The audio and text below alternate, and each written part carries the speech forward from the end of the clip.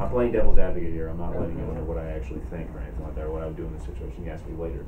But I mean, valid question, right? So, you know, very personal thing. Like, hey, you know, help me out. You know, spot me while I'm lifting. I was like, I don't feel comfortable doing that.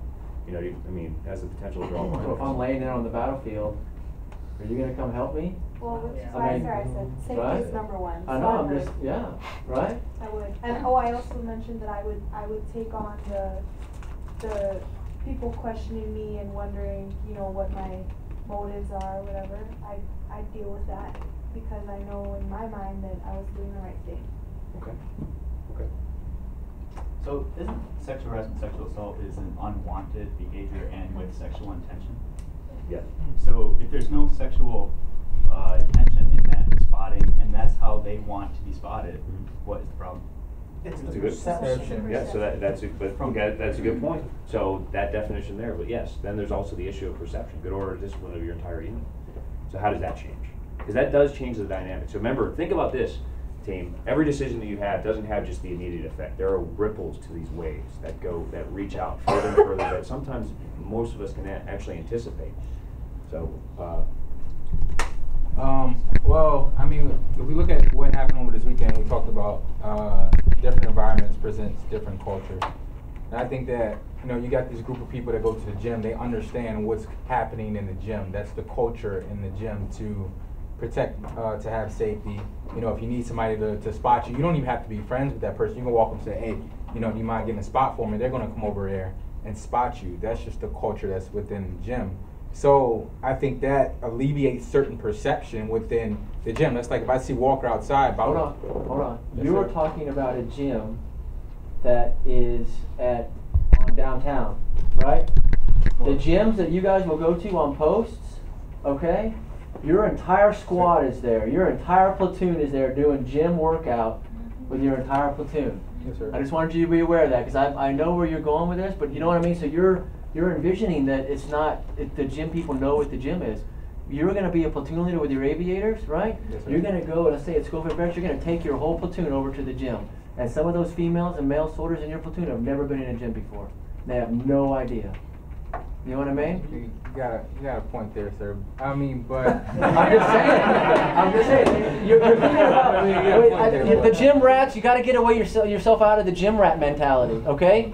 Because you're going to take your soldiers to the gym. I promise you, okay? You're going to take your soldiers to the gym. We're not talking about whatever that gym is downtown where we don't all go. Yeah. And on the side, Q? Sir, my take on it and what I posted was that if we keep drawing lines between male and female, we'll never accomplish that all-inclusive force that we're looking for. So, you know, like Bavata said, taking on that perception and changing the culture, I think, is one step that we need to do as a group. Because I personally was put in that situation where I seen a squad in there, sir, working out at the Schofield.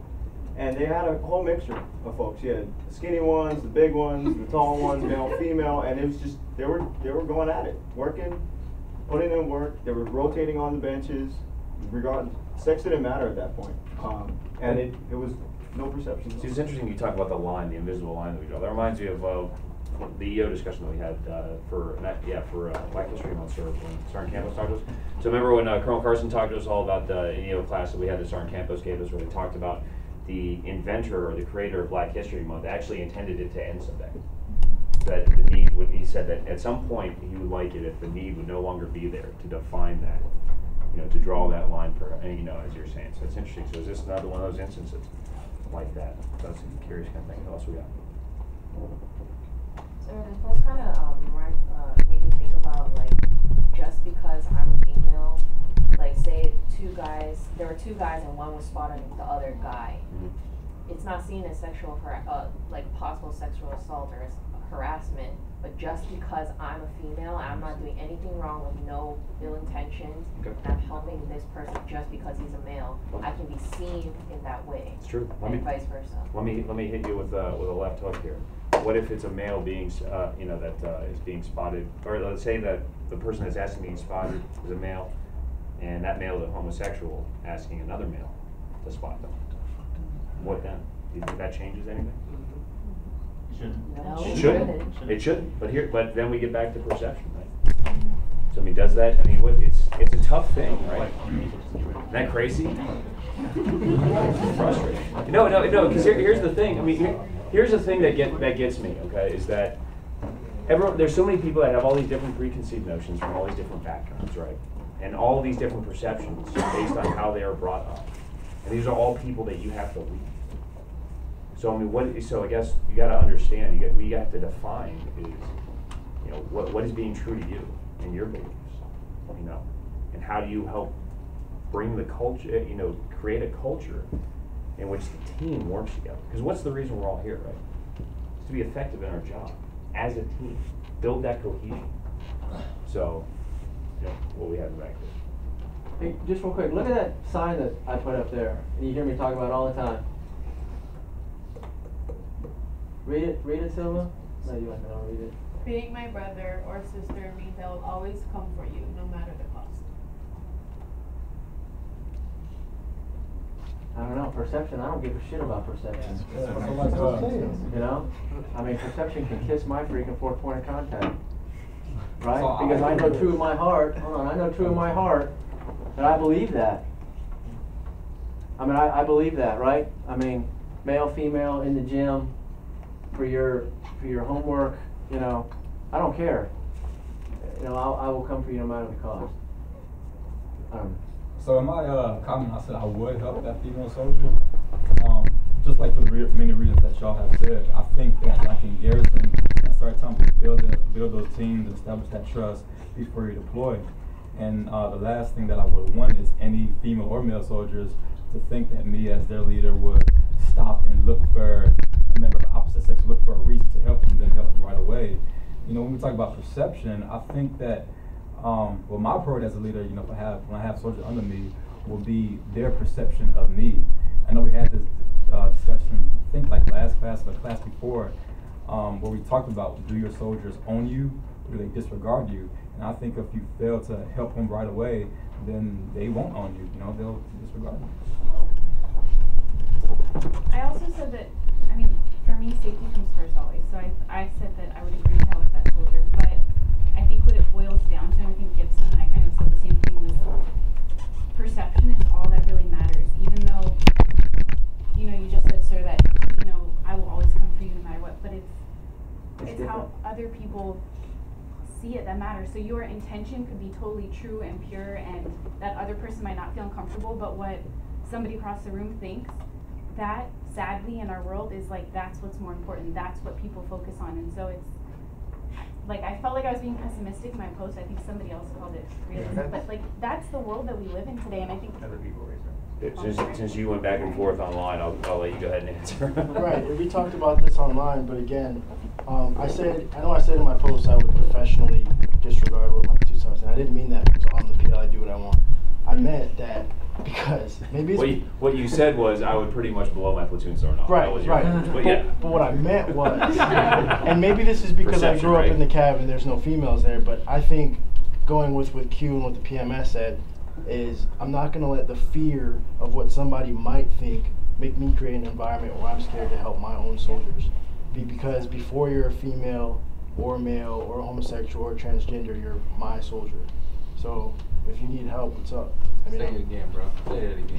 Yeah. What's going to happen when somebody passes out? You have to give them CPR or give them touch them, touch their chest, or you have to take off their jacket to make sure you treat them. Or you might have to be in a situation where their safety is more important. And what if the female is too far away and you're the male and there's a female that's passed out? Or there's no question. There's no question. I'm not even going to think twice. Yeah, it's I'm going to rip the shirt off and do whatever I need.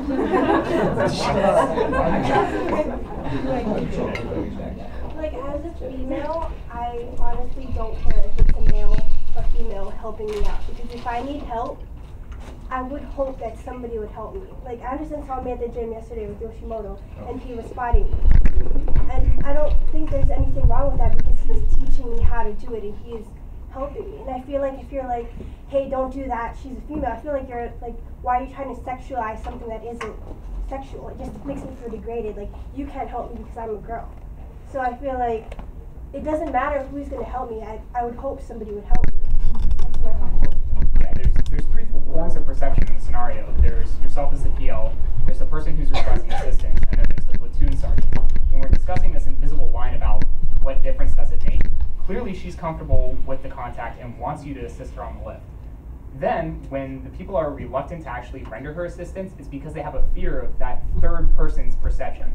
And that third person is making an interpretation based on a situation they do not fully understand, and creating the segregation within our Army that like creates this distinction based on gender or sexuality, which is the one thing we do need to get away from. Well, I put in my post that the idea that any person that's viewing this act in a gym with a plot between a squad leader, a platoon leader, and a squad member, a platoon member, and viewing that as anything other than what it is, like is a very immature individual. Exactly. That fails to understand what's going on at this point. And if we are going to entertain that and allow that to dictate our actions, we're going to be struggling with everything we're doing. Judge, no, I like that you say that, but it's interesting. Just think about how long your platoon sergeant may or may not have been in the Army.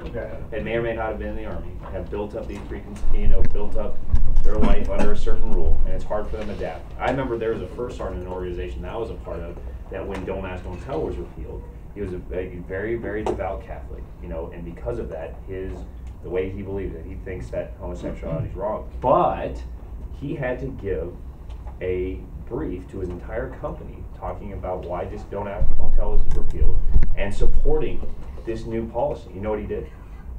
He professionally embraced the new policy of the United States Army, and he gave an outstanding brief.